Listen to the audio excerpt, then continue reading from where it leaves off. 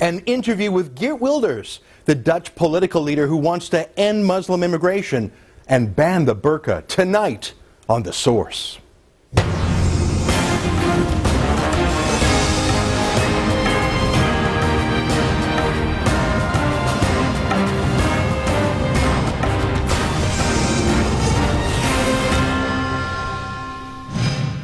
Geert Wilders, or Geert Wilders as his name would be pronounced in his native Holland, is the most polarizing political figure in his country, and for good reason. His Party for Freedom says things that other political leaders might think but would never say out loud.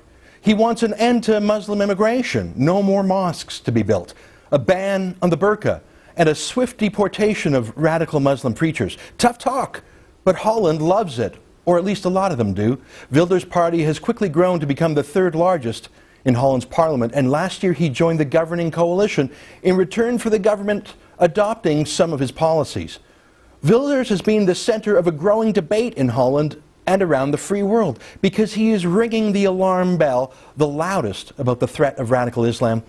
But not everyone wants to debate him. He's been the subject of over 100 death threats, including several Muslim radicals armed with grenades who surrendered after a one-hour standoff with police. For nearly a decade, Wilders has had to travel with a battalion of security guards. It's not just a dramatic flourish.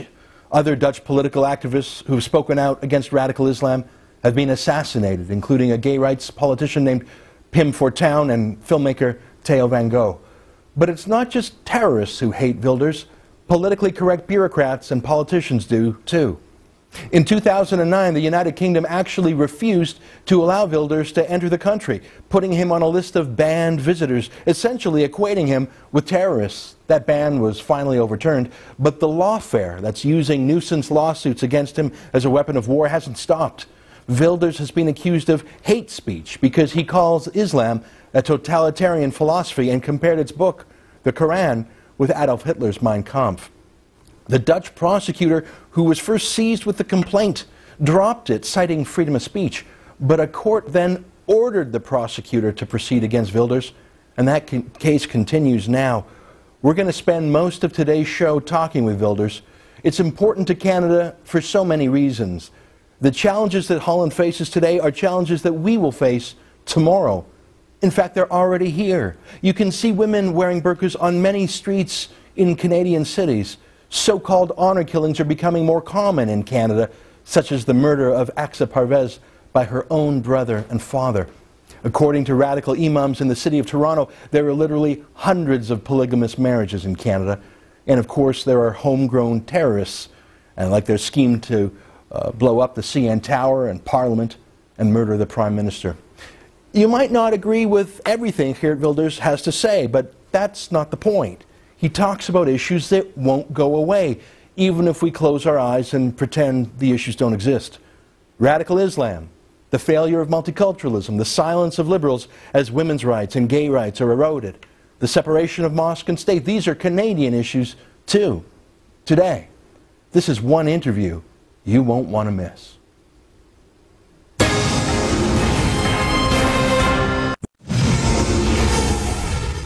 Welcome back. I'm Ezra Levant. You're watching The Source.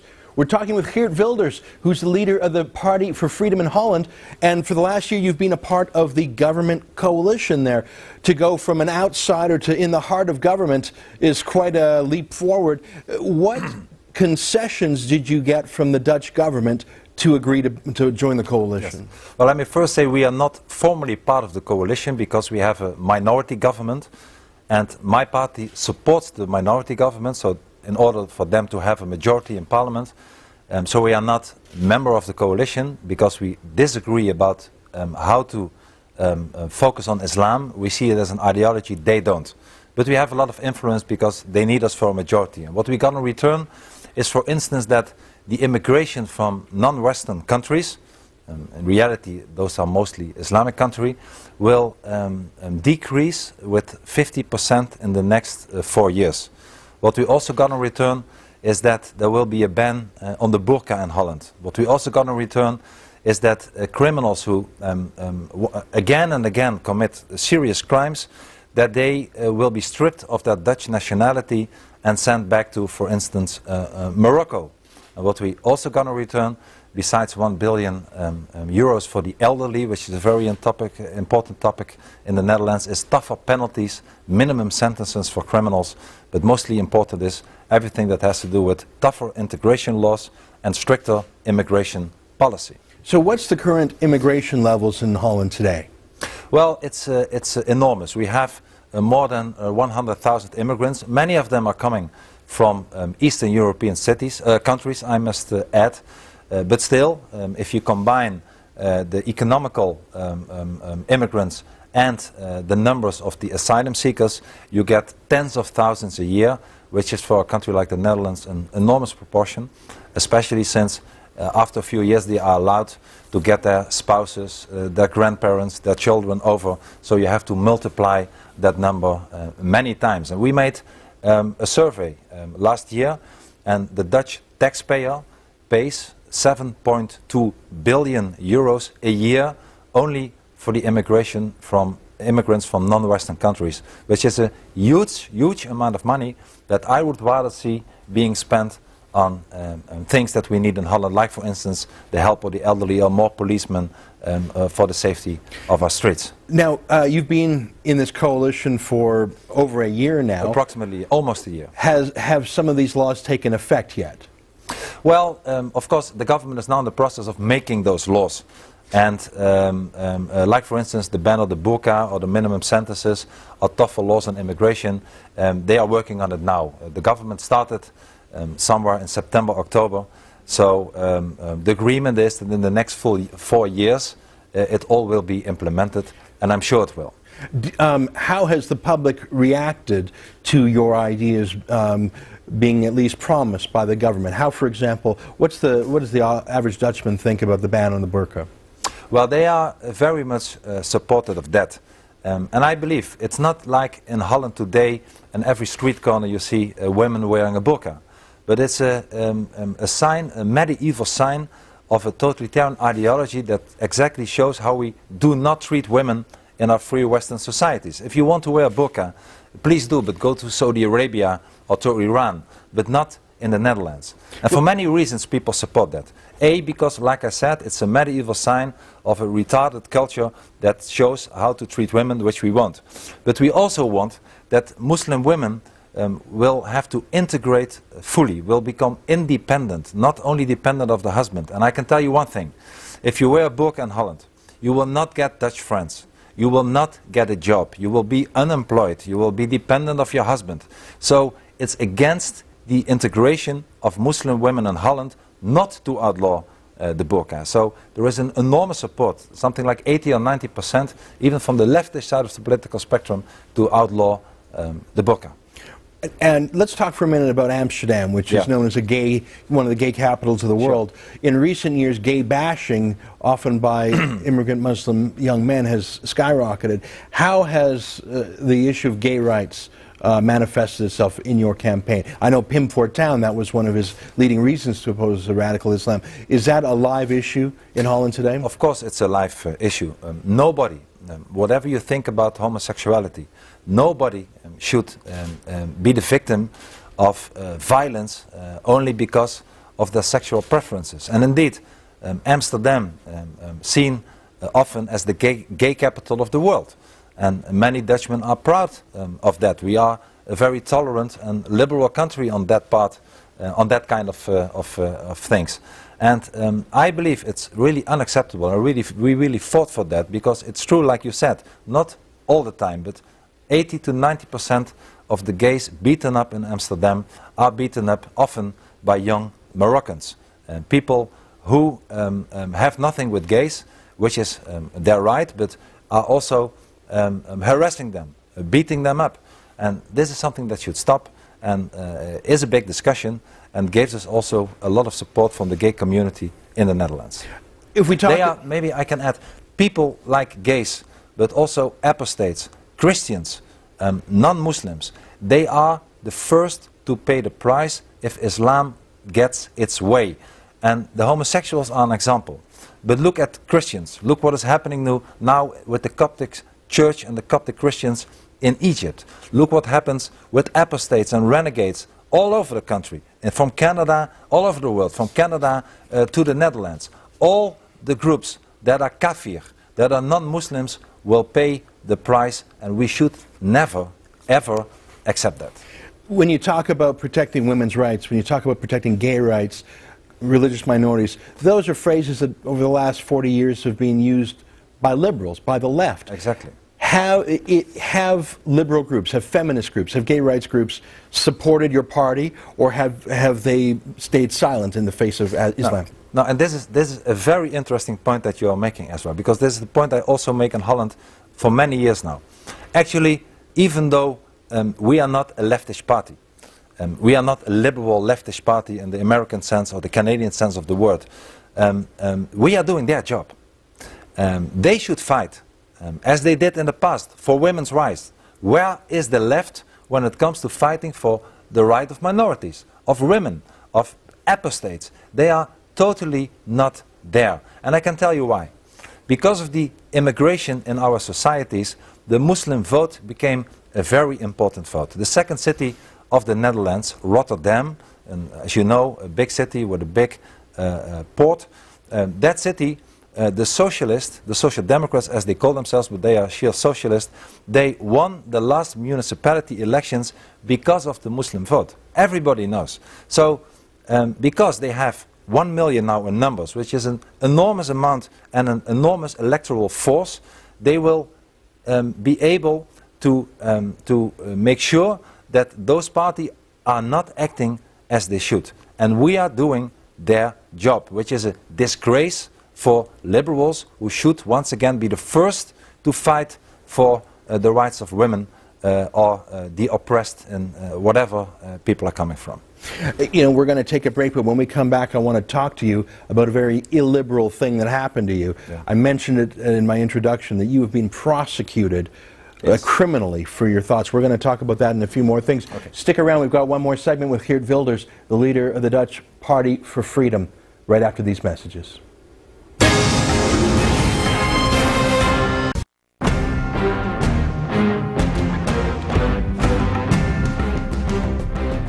Welcome back to The Source. We're talking with Geert Wilders, the leader of the Dutch Party for Freedom. What do you think about what he says about radical Islam and its effect on the West, on liberty, on the equality of men and women? Well, some people don't like it, of course, but it's not just the usual suspects who are trying to kill him. It's also the government, your own government in Holland, has done worse than the UK has done. The UK just tried to keep you out, and in the end they rescinded that order. But the government of Holland is prosecuting you for hate speech. Listen, I know a little bit about being prosecuted for hate speech. I know. Tell me your story. How? Who made the complaint? Yes. Well, actually, it was not the government who was prosecuting me.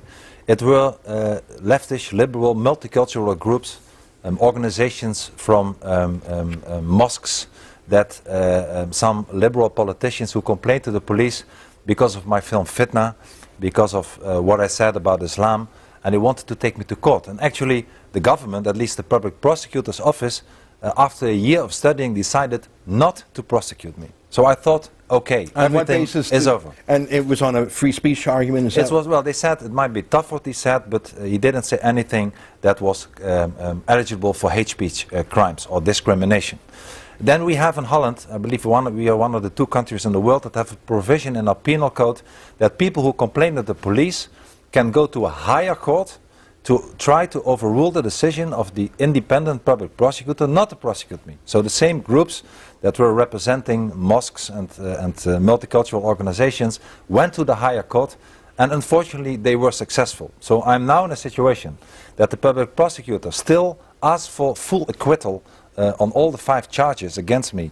Of course, my defense team wants the same, but still there is a threat that the court can sentence me even to a maximum of 1.5 year imprisonment. So is it the same court that told the prosecutor against his will to sue you that's going to be sitting in judgment of you? Now, if I lose and I will have to appeal, then I will have to go to the same court that ordered my prosecution, which is, of course, I heard you talking before about kangaroo courts.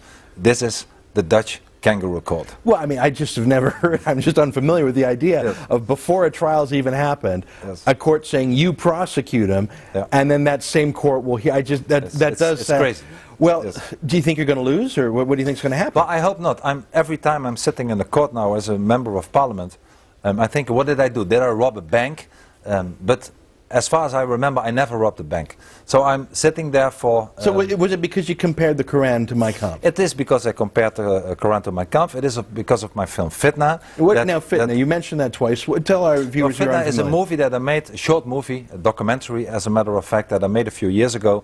And I used verses from surahs and, without any actors, real footage from what Muslims did, what imams said, radical or not, and I put that together. So it was actually a film made by Islam, by Muslims themselves, without using actors.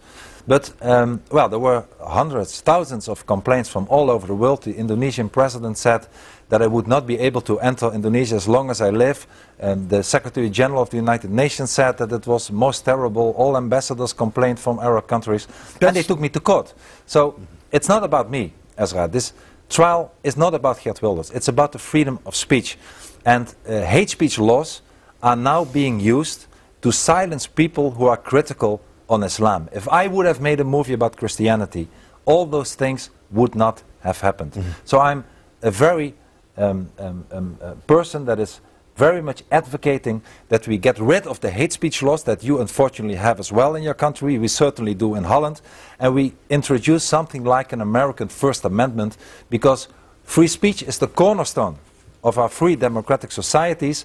And if we are not able to speak the truth about anything, let alone about the Islamization of our societies, free speech and democracy will die, and we can never accept that. I want to ask you to reconcile that with something that we talked about last night. Yes. When you put forward a motion in the Parliament to ban the Quran. Now, I'd like Yes. you to talk about that, because that sounds like a contradiction.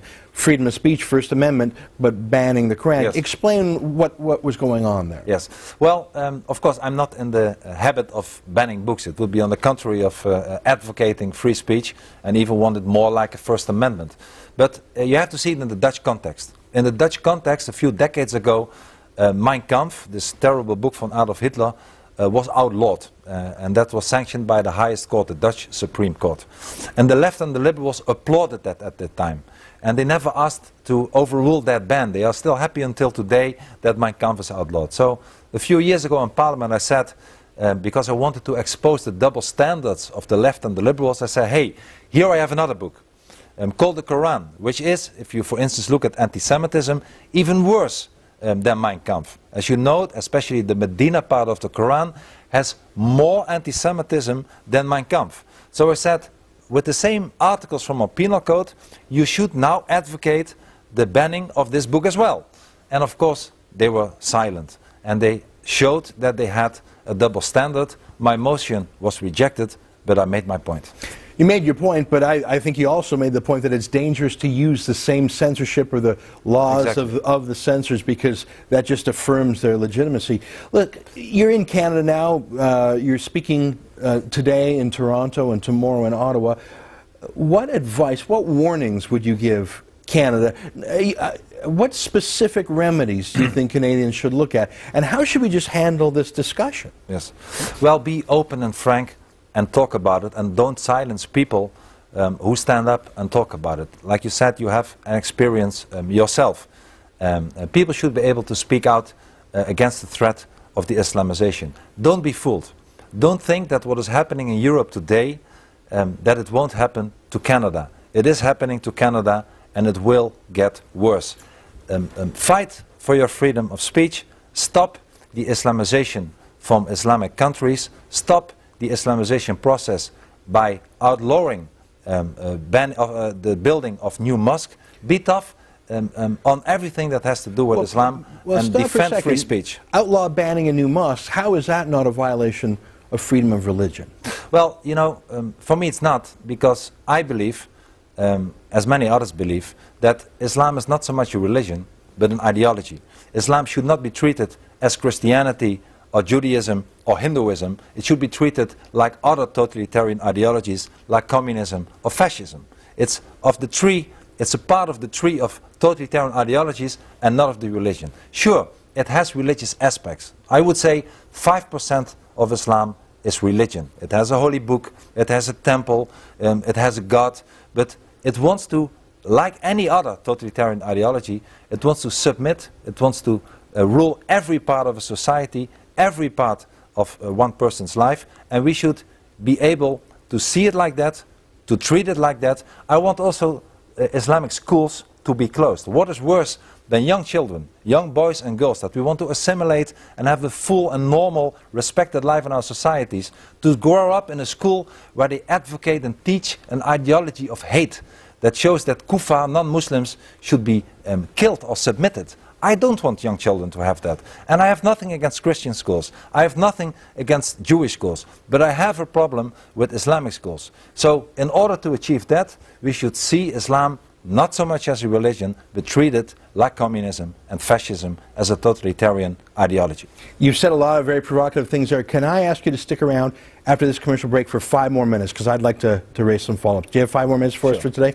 Thanks very much. Folks, don't go away. I want some very spicy things there. We're not going to have time to read your letters to the editor today, but I think we have to go one more round with Geert Wilders, only on The Source.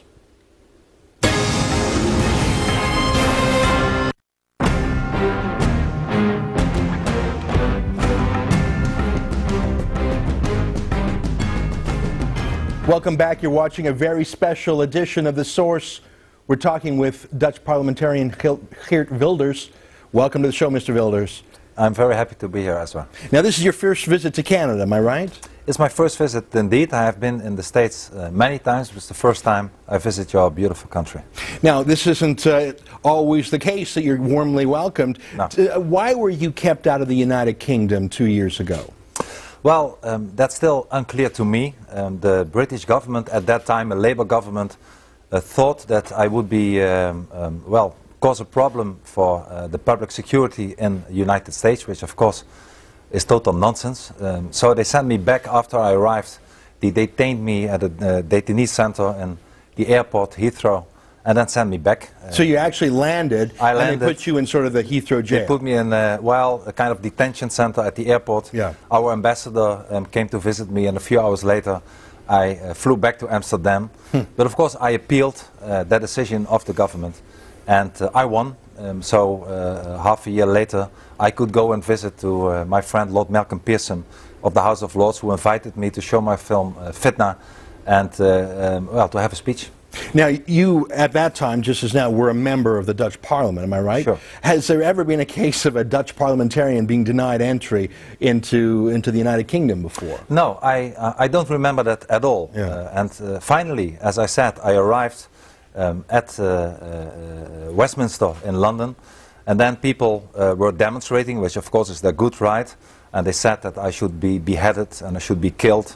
So it was a little bit strange that people can do that in the streets of London without being taken to court. And I, who I only spoke out my mind, I didn't say anything wrong, was sent back by that government. So, but luckily, I mean, this proves the point how in sheer panic many governments and political correct leaders in Europe are when somebody stands up and talks the truth about the multicultural society and the Islamization of our societies. Well, let's get right into that, because obviously you're saying or doing something that excites people to call for your beheading, and not just in London, but in Holland, where you've been subject to numerous threats. What is the core reason people are so furious with what you have to say? Well, you know, Islam is a very, I see it more as an ideology than a religion, as a matter of fact. And Islam does not bear any criticism. If you criticize either Islam or the Quran, their holy book, or Muhammad, then there is only one penalty for that, which is the death sentence. It proves exactly my point, that the most intolerant of all the religions, I see it once again as an ideology, is Islam. So I'm sure if I would have made a movie, or if I would criticize Christianity, which I'm not planning to do, but if I would, then all those things would not have happened. You have to be able to have a discussion, to bear criticism, to prove your point, but in Islam, because it's totalitarian, because it wants to submit everything that doesn't agree with Islam, this is the basic rule of the Islamic ideology, whether by persuasion or by force or by violence, you have to submit kufar, non-Muslims, and to criticize any aspect of Islam, luckily not by all Muslims, but by many Muslims, is seen as an insult that should be punished by death. Well, let's talk about this for a minute, because we have Muslim viewers, including some who regard themselves as quite liberal, who love liberty as much as you and I do. Sure. And they would ask you, are you not being overly broad in your brush? Are you condemning all Muslims? And what would you say to that? No, certainly not. I make a distinction between the ideology Islam and the people Muslims. And I have personally, and my party has nothing against people. We have nothing against Muslims. We even acknowledge the fact that the majority of the Muslims in our free Western societies are law-abiding people who want a good education for their children, who want a job, who want a good family life, and there's nothing wrong with that. But my problem is with the ideology, the Islam, and I'm confident that because of the nature of Islam, like I said, it is a totalitarian ideology, that it cannot be combined with democracy or freedom. So the more Islam we import, the more Islamic we become. You don't even have to have a majority of Islam in a society. It will cost us our freedom. And I'm not a cultural relativist. I believe that a cultural relativism, an ideology that says that all cultures are equal, is the biggest disease in the free Western world today. And I'm a proud Dutchman, as Canadians should be. I say that I'm proud to say that our culture, that is based on Christianity, on Judaism, on humanism, is far better and superior to the Islamic culture. It doesn't make me a racist, it doesn't make me xenophobe. I'm just proud on who I am, and I see so much differences between Christianity, for instance, on one side, and Islam on the other side. Well, how did you start being the champion for secularism in the face of Islam? What started you on that road? Was it the threats, or what's it like on the ground in Holland? What was the moment where you decided this was going to be your campaign? Well, it started long before that. When I still was a staff member for a political party, and later when I became a member of parliament, I traveled all over the Middle East. I was not only 40, 50 times in Israel, but I also visited almost every Islamic and Arab country many times. I was many times in Iran, in Iraq, in Afghanistan, and I saw that often the people were good people, people like you and me who wanted to have a good life, like many Muslims here. But the common denominator that prevented them from well, doing what they wanted to do was the presence, A, of dictatorships, they are fighting it today, as you know, but B, on the influence of the Islamic culture and the Islamic ideology, or what some would say religion. So I saw what was happening, and I saw at the same time that we imported people with those culture from the Maghreb, the northern African part, from Turkey, from other parts of the Middle East, to Europe. And of course in France with many former colonies like Algeria, but the Italians, also the Dutch, we imported a lot from countries like still. A lot of immigration, mass immigration from Morocco and other countries, and you saw Europe changing at that time. You saw it changing for the worst, and that woke me up. It changed our society, not for the better but for the worse, which is different than the Canadian immigration. When, for instance, a lot of Dutchmen immigrated to your beautiful country, they didn't impose their culture, their language, which was also not entirely different than your own culture. They contributed and made Canada stronger.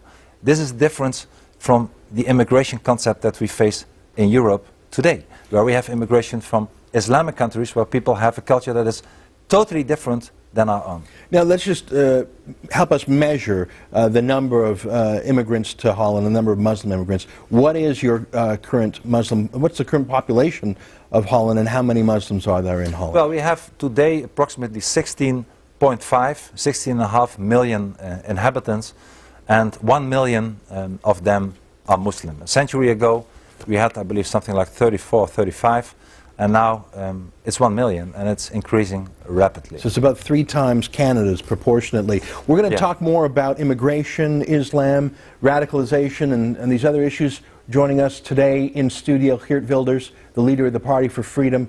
Don't go away. We've got so much more with Geert Wilders right after these messages.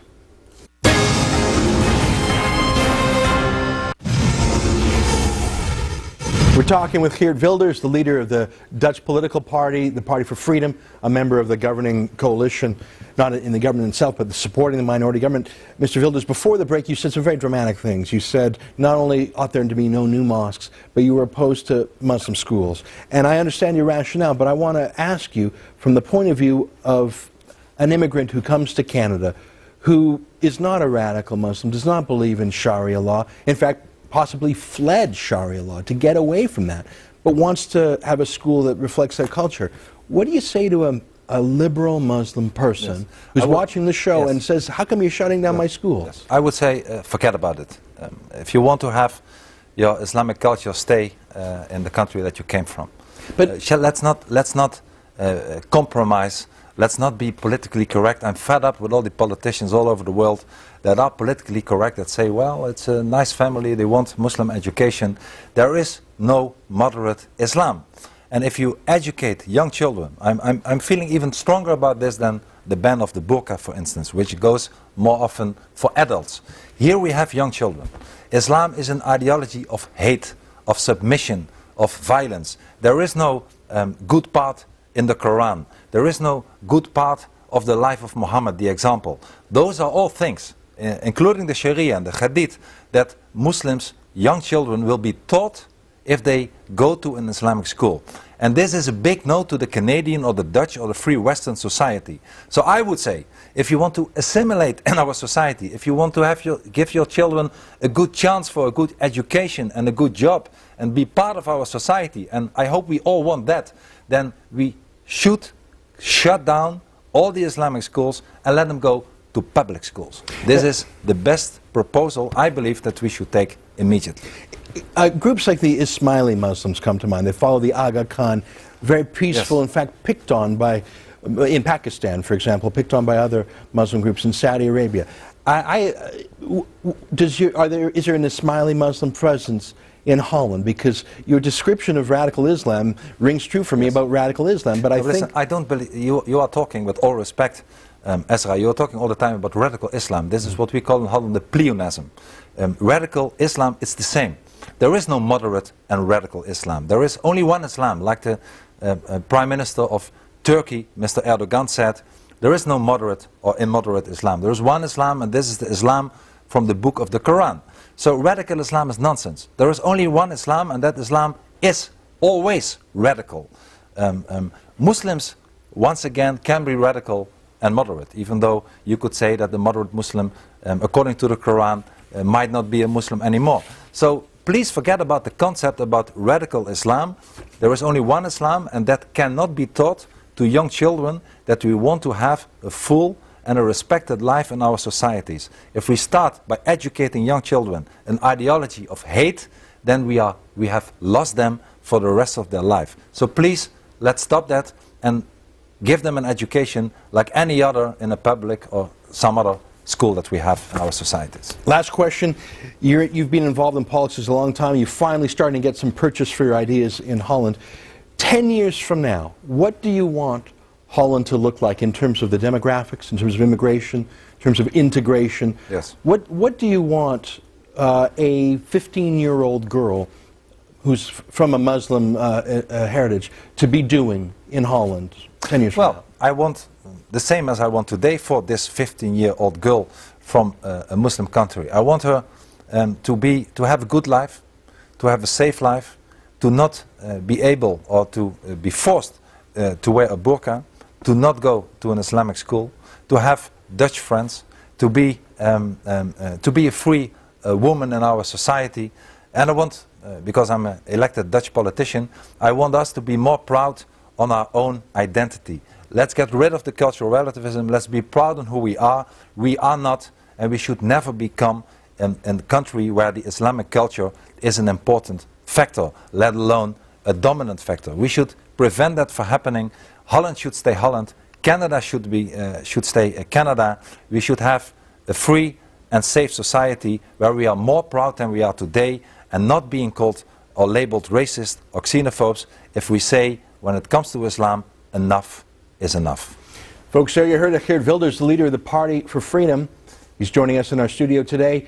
We're going to take a break, but when we come back, Brooke Goldstein of the Lawfare Project has been listening in on our discussion. She'll help me understand what's really going on in this big fight. You don't want to miss that after these messages.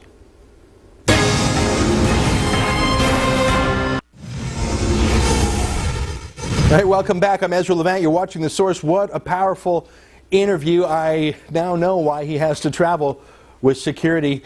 He says controversial things, and you know, I have to say some of them are a little bit far from me. But that's not the point. The point is he wants to talk about these things. He wants to talk about the separation of mosque and state, about the role of women and gay rights and radical Islam. And joining us to help put that in perspective is Brooke Goldstein, a filmmaker, a lawyer by profession, and the director of the Lawfare Project. Brooke, thanks for joining us from New York. Ezra, thank you so much for having me. Brooke, look, you know, I agree with most of what Geert Wilders says, not 100%, but let's say 80 or 90%. What bothers me just as much as the substance, though, is the way that people are trying to censor him through Lawfare. Do you want to talk to, you're the head of the Lawfare Project, do you want to talk to us a bit about this new phenomenon of silencing people through lawsuits?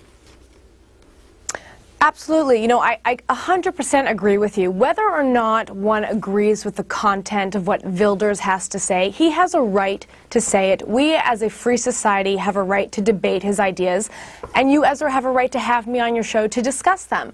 Could you imagine the implications of a democratically elected official speaking to his constituents about issues of national security, getting thrown into jail for that? The chilling effect that that's going to have on other politicians throughout Europe, throughout Canada, is absolutely detrimental.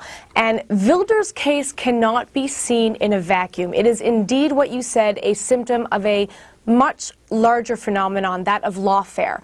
The use of the law as a weapon of war to, amongst other things, silence and punish free speech about radical Islam, terrorism, its sources of financing. Well, you know, I saw Wilders show up at our studios today. There must have been 10 security guards, and they're to stop the ruffians from physically hurting him, but they're no good against lawsuits. I mean, literally right now he's being prosecuted. Is that really all it is? Is it it's easier for a radical Muslim group to silence Geert Wilders with a lawsuit or with censorship than with a bomb?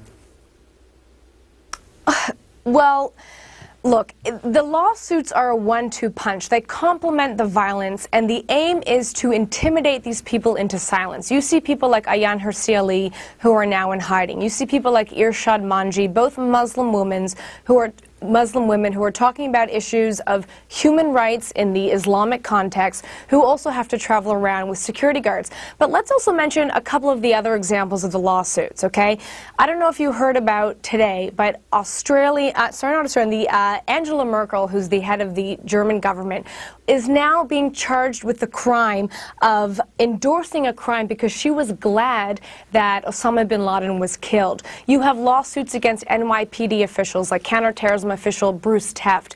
A Muslim John Doe police officer filed a lawsuit against him for workplace harassment because he was personally offended by the counterterrorism briefings that Bruce Teft was giving to the NYPD after 9/11. You have the example of Hassan Diol Islam, an Iranian American who fled Iran because he was being persecuted, who thought he would be able to write and speak freely about the connections that NIAC, the National Iranian American Council, has to the Iranian regime. He is also now being slapped with a defamation lawsuit. And the interesting thing to see is whether or not these lawsuits are going to survive the discovery process. Because in the United States, we have a concept, you know, you're innocent until proven guilty, for example, in a criminal trial. So if somebody accuses me of libeling them or slandering them, I have the right to prove the truth of my statement. So during the discovery process, all those people who are accused of slandering the Council on American Islamic Relations, or NIAC, are now going to have access to their financials, and they can prove basically the truth of what they're saying. So it'll be interesting to see if the cases are dropped before discovery. Well, let me tell you, as someone who's gone through a 900-day prosecution at the hands of the Alberta Human Rights Commission when I published the Dangerous Cartoons, you know, there's also the cost and the hassle. I mean, besides the huge legal fees, there's the waste of time. I think that's an important element in lawfare.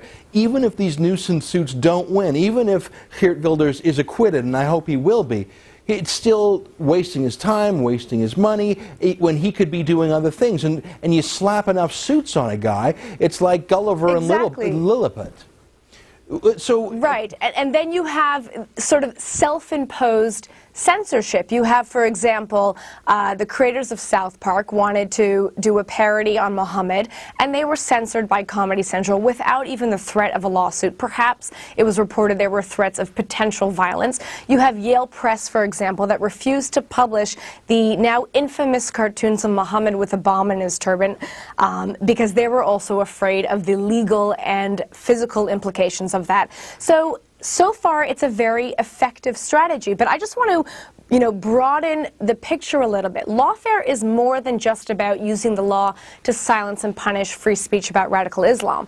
There are two other goals. Number one being to frustrate and hinder our ability to defend ourselves against terrorism, and the second being to delegitimize the sovereignty of certain democratic states, and the number one target of that is Israel. We have, for example, the Goldstone Report, a highly politicized and legally flawed document that attempts to establish a precedent in international law that a democratic country cannot fight and defeat and win the war against terrorists who are hiding behind civilians, who are using children as human bombs. You had, for example, the ICJ decision, the International Court of Justice, that declared Israel's security fence, brick and mortar, a crime against humanity, while pointedly ignoring the fact that the fence contributed to a very sharp decline in the loss of human lives, Brooke, and while refusing to accept any testimony from Israeli victims. I think the biggest impact of this lawfare, of these threats of human rights commissions and hate crime prosecutions and UN investigations, is that people simply stay quiet. A newspaper editor says, yeah, I'm not going to risk complaining about burqas because I don't need to be slapped with a hassle suit and spend $100,000 defending myself. I think the number one problem is people censoring themselves. Brooke, unfortunately, time goes too quickly. Thank you so much for joining us on the phone from New York City. Brooke Goldstein, the director of the Lawfare Project. I'm sure we'll talk to her a lot more because, unfortunately, this syndrome, this attack on freedom of speech, isn't going away soon. I'm Ezra Levant. We've got more after the break. My final thoughts on today's interesting discussions. Coming right back.